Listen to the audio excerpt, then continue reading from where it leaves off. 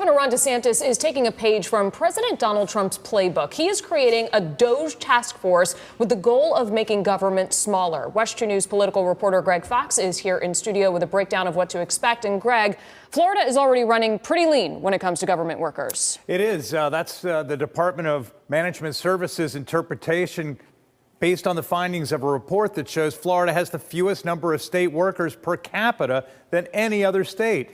While the governor says the number of troopers and corrections officers will grow, there are plenty of other places to cut. I say we were DOGE before DOGE was cool. Republican Florida Governor Ron DeSantis praised the chainsaw-wielding DOGE master Elon Musk, head of the Department of Government Efficiency under President Donald Trump, who has already directed the layoffs of thousands of IRS, Social Security, and other federal workers. I think it's really good. I think taxpayers need to have a seat at the table in Washington.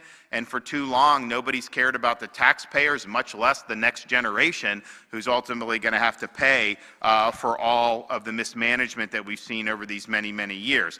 DeSantis promised he and lawmakers, beginning with the regular session starting next week, will be chopping the size of government across the state, starting with the establishment of a one-year DOGE task force.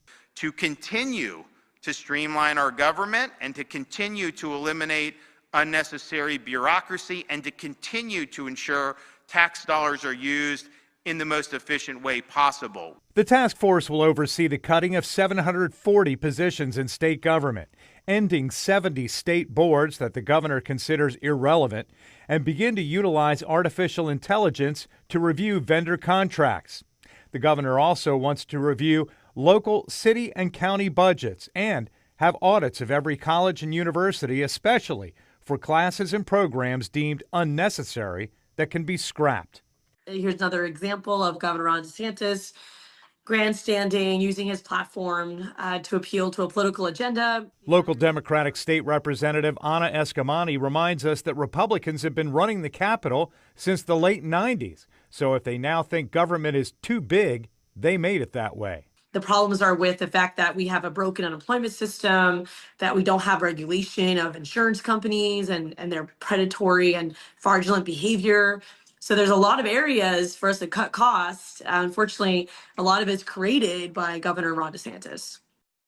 The governor's DOGE task force will sunset in 1 year, which would coincide with his last year in office and the election of a new governor.